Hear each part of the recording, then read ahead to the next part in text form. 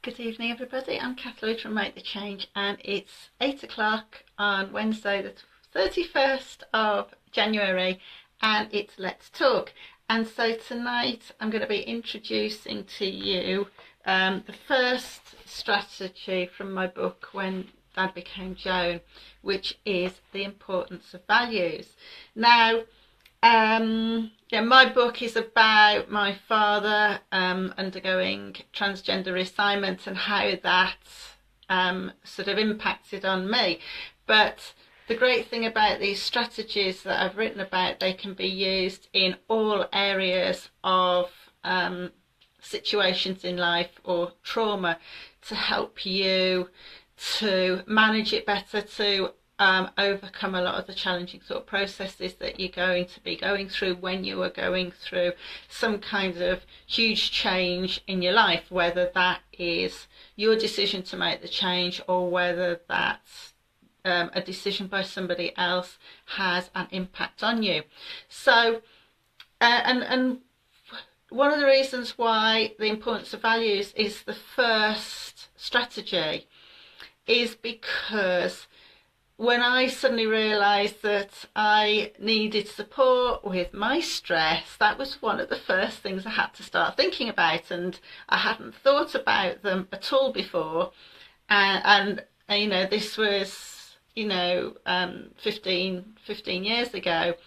It's a little bit different now. People talk about values a lot more openly than they ever did before. So, what are values? Well, basically, they are the things that are important to you. Okay. And because if things are important to you, they're going to have a lot more sway on the decisions that you make. Oh, one of the dogs has come through the door, so I hope everything's going to be okay. So the things that most people talk about are family, friendships, relationships, money, a job, and then moving on to other things like education, hobbies, leisure, money. But then, yes, those are all really, really important, but what you need to work out is, why are they important? What do they give you? So then this is the core values. So the secondary values are the larger things, and the core values are the things that these secondary values give you. So things like perhaps love, support, respect, trust,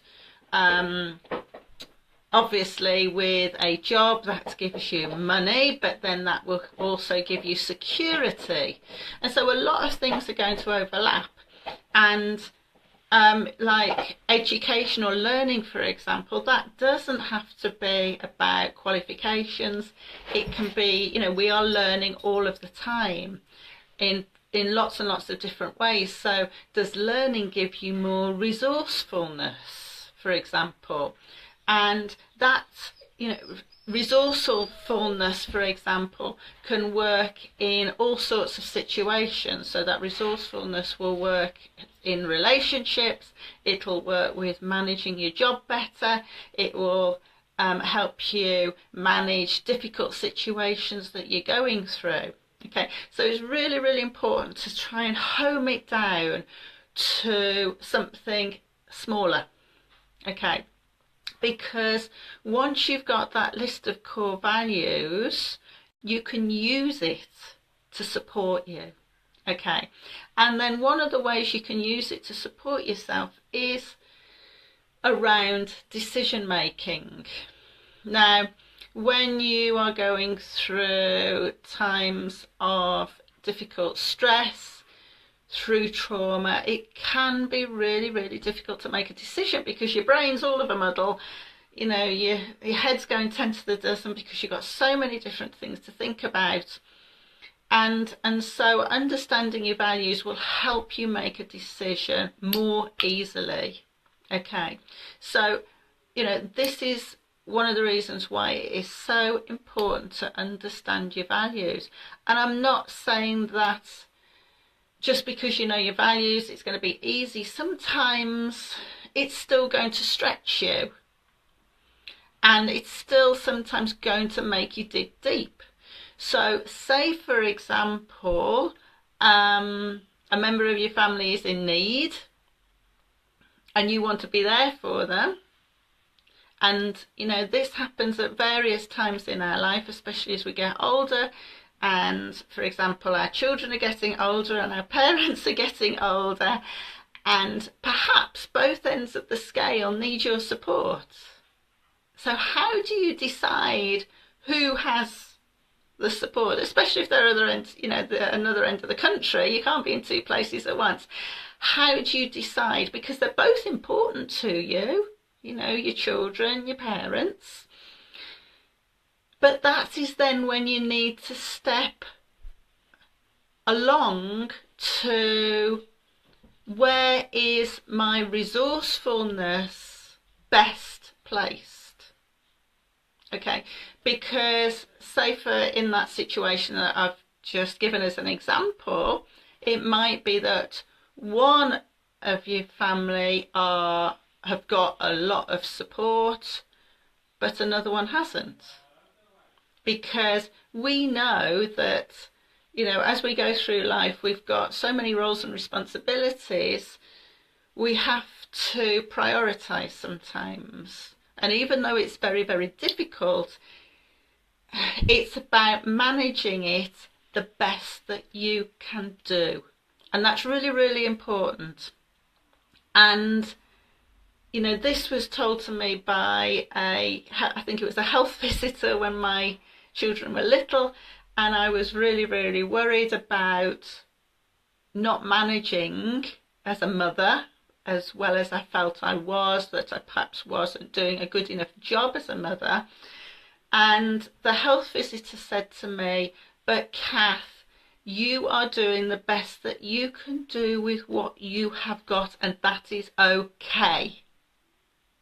All right, so she wasn't letting me off the hook, but she was just pointing out that doing as good as you can is actually right. Okay, but knowing your values will help you do that. So, for example, if you are made redundant and you need to start looking for another job, but it's difficult to find the one that you actually really want, then is it going to be better for your family to have some form of a job, or better to be unemployed? And only you can make that decision, because you know your finances, you know how much you know how much going to work means to you, because actually, you know, something like going to work, it doesn't just give us money. Hi, and yes, I've plugged health visitors for you. Hope that's okay. I've forgotten where it was now, sorry. Yes, so only you know what you need to do, because it might be that the job you are going for might actually give you too much pressure. In which case, too much pressure is going to have an effect on how you feel about yourself, so that's your mental state.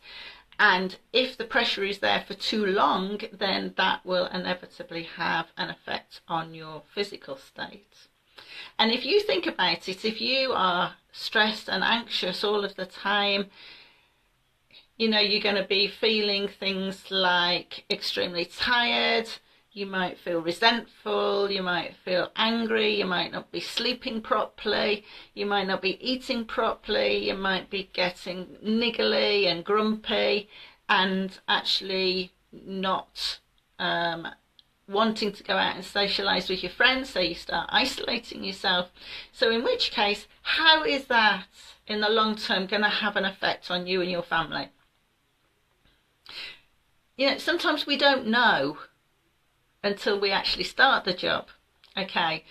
But, you know, because I've worked, when I was teaching, I've worked under lots and lots of different managers, and as well as I do, managers come in different guises, don't they? And some of them are absolutely fabulous, and some of them aren't so good. But I hear a lot of people talking about the guy at the top in the company sets the precedent for how everything else is run in the company, and this is then the company, the values of that company.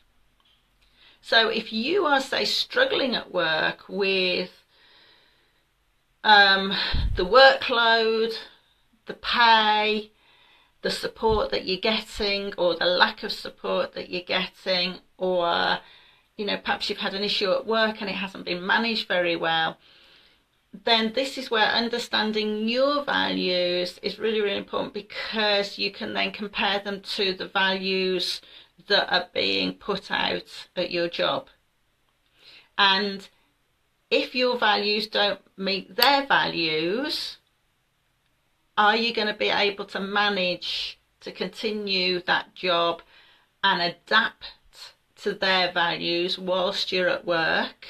Doesn't mean to say that you have to live the rest of your life with those values, but can you live with those values while you're at work? Or is it time to say, this isn't doing me any good, it's not supporting me as an individual or my family, I'm finding it too stressful to do it, and actually then is it time to start looking for a new job? Or and looking at how you can be more resourceful about looking for that job. Because the values will your values will determine your choices. Okay.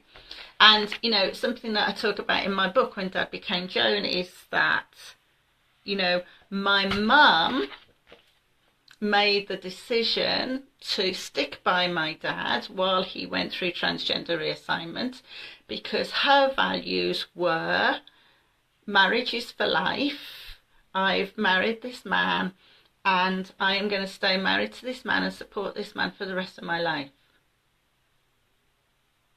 Now, that example of my mother really goes to show the strength that she had to be able to follow that through. Because, we hear story after story of trans people going through transgender reassignment, and the families don't stick by them because they find it too difficult to manage. Okay, if my mum had decided that I can't do this, I'm off, my life would have been totally different, and my story would probably have been totally different. Okay, so little exercise for you, because actually this book is is a workbook. It's there to be used and abused, you could say, to be useful and helpful to you. Okay, because it isn't, yes, we can think about it all of the time, but sometimes we need to write things down. And actually, if we write things down, we can download them, we can start moving on from those things, and then we're in a better position to be able to refer back to it if we need to. Yeah? So being able to download all your information is really, really important. So a little exercise for you is to spend 15 minutes writing down your secondary values. So those are the big things like family, friends, health, relationships, education, holidays, hobbies, healthy living, the big things. And then from there to move on to your core values and start homing in as what they all give you. So that's your little exercise for today, and I hope you find it useful, and please do the little exercise, because it will help you enormously for the rest of your life. you know. So next week is going to be Wednesday, February the 7th, and I'm going to be talking about the second strategy in my book, Hands on Your Heart. Now, I love this strategy. It's hard, but once you've sussed it, it's a really good place to start with any difficulties that you have. So, have a good evening. I'm going to love you and leave you, and I'll speak to you next week, 8 o'clock, live here on Facebook with Hands on Your Heart, the second strategy from when Dad became Joan. So have a great evening. Bye bye.